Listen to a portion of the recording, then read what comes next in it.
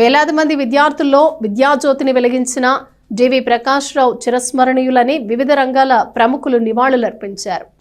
పట్టణ బోస్ రోడ్లోని నెహ్రూ నికేతన్ విద్యాసంస్థల వ్యవస్థాపకులు దాసరి వెంకట ప్రకాష్ రావు సంస్మరణ సభ బుధవారం నిర్వహించారు. పాఠశాల ఆవరణలో ప్రత్యేక వేదికపై ఉంచిన ఆయన చిత్రపటానికి పలువురు పుష్పాంజలి ఘటించారు. దళిత సార్వత్రిక విశ్వవిద్యాలయం ఉపకులపతి ఆచార్య గుజ్జర్లమూడి కృపాచారి మాట్లాడుతూ డివి ప్రకాష్ రావు 52 ఏళ్ల క్రితం ప్రభుత్వ ఉపాధ్యాయుడి ఉద్యోగానికి రాజీనామా చేసి నెహ్రూ నికేతన్ స్థాపించారని గుర్తు చేసుకున్నారు. నిరంతరం పరిశ్రమిస్తూ ఎందరో విద్యార్థుల భవిష్యత్తును తీర్చిదిద్దారని చెప్పారు. ఆంధ్రప్రదేశ్ బీసీ సంక్షేమ సంఘం రాష్ట్ర అధ్యక్షుడు కేసన శంకర్రావు తన ప్రసంగంలో డివి ప్రకాష్ రావు తన సతీమణి రంగలక్ష్మితో కలిసి కేవలం 12 మంది విద్యార్థులతో నెహ్రూ నికేతన్ను ప్రారంభించిన జ్ఞాపకాన్ని గుర్తు చేసుకున్నారు. వారిద్దరూ అంకితభావంతో ఆ విద్యాసంస్థను ప్రైవేటు విద్యాసంస్థల్లో అగ్రగామిగా తీర్చిదిద్దారని చెప్పారు.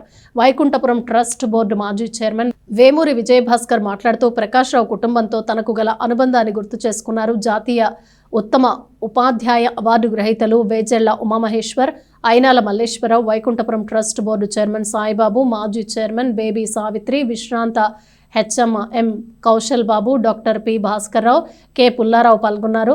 ప్రకాష్ రావు సతీమణి రంగలక్ష్మి, కుమారులు మురళీకాంత్ వి దాసరి, డాక్టర్ వెంకట మనోజ్ బాబీ, వెంకట రాజేష్ నాని, ఇతర కుటుంబ సభ్యులు పాల్గొన్నారు. ఇక్కడే ఆయన ఇంటర్మీడియట్ పెట్టిన తర్వాత మా అబ్బాయి కూడా ఇక్కడే చదివింది. తను ఫస్ట్ దీంట్లోనే మెడిసిన్ సీట్ వచ్చింది. పెట్టుకుని ఆయన ఏమన్నారంటే ఒకరోజు మేషారు నేను యూనివర్సిటీకి వస్తాను, మనం డిగ్రీ కాలేజ్ పెడదామండి అని అన్నారు. అంటే నేను ముందే చెప్పాను మేషారు డిగ్రీ కాలేజ్ అంత ఉపయోగంగా లేదంటే ఇప్పుడు బాగా ఉంది కదండి, మ్యాథమెటిక్స్, కెమిస్ట్రీ, స్టాటిస్టిక్స్ ఈ 3 కాంబినేషన్ విపరీతంగా పోతున్నాయి, చాలా బాగా వస్తుందని అంటే ఇప్పుడు బాగానే ఉండొచ్చు కానీ ఒక్క 5 ఏళ్ళు పోయే తర్వాత చూడండి కొంచెం ఇబ్బంది అవుతుంది అని అన్నాను. ఆయన అసలు అయితే ఊగిపోయారు, ఏమైనా సరే ఇక్కడ డిగ్రీ కాలేజ్ పెట్టాలి అని. సరే రండి అని చెప్పి యూనివర్సిటీకి తీసుకెళ్ళాను. యూనివర్సిటీ మొత్తం చూపించాను, కొంచెం ఎక్స్పర్ట్స్తో కూడా ఈ విషయం చెప్పిస్తే స్టాటిస్టిక్స్ డిపార్ట్మెంట్ కూడా తీసుకెళ్ళాను. తీసుకెళ్తే వాళ్ళు కూడా అన్నమాట ఏంటంటే స్టాటిస్టిక్స్ అనేటువంటి విషయం చాలామందికి తెలియదండి అసలు, కానీ ఆ కాంబినేషన్తో వచ్చినటువంటి దీనివల్ల మ్యాథ్స్ను స్టాటిస్టిక్స్ ఇంకా అదర్ కాంబినేషన్స్ ఏమైనా ఉంటాయి, వీటితో మనం బాగానే ఉంటుంది కానీ అంత పెద్దగా ఒక 4-5 ఏళ్ళు పోయిన తర్వాత ఉండదేమో.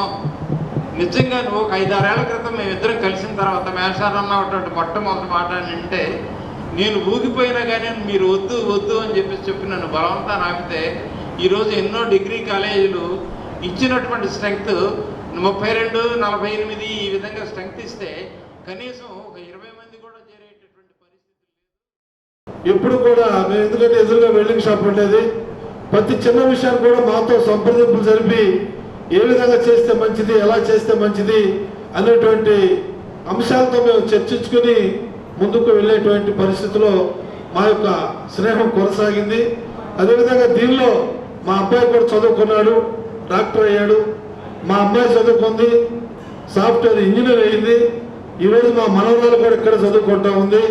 అంటే మా యొక్క పిల్లలందరూ కూడా ఈ స్కూలు ఒక సొంత నూతన ఇల్లులాగా భావించి ఇక్కడ ఉన్నటువంటి స్టాఫ్ కూడా ఇప్పుడు కూడా చాలామంది మరి అధ్యాపకులు కానీ అది స్టాఫ్ కానీ ఎవరైనా కూడా ఏ రకమైనటువంటి చిన్న వివాదం కూడా లేకుండా చాలా డిసిప్లిన్గా ఈ స్కూల్ని ఒక పవిత్రమైనటువంటి దేవాలయంగా భావించి మరి మేనేజ్మెంట్ వారితో కోఆపరేట్ చేసుకుని చక్కగా స్కూల్ని మంచి పేరు ప్రఖ్యాతులు గడించి మరి ఈ రోజున ప్రకాష్ రావు గారు లేని లోటు చాలా బాధాకరమైనటువంటి అంశం అయినా కూడా మా అబ్బాయి కూడా ఇక్కడే చదువుకున్నాడు, క్లాస్మేటు.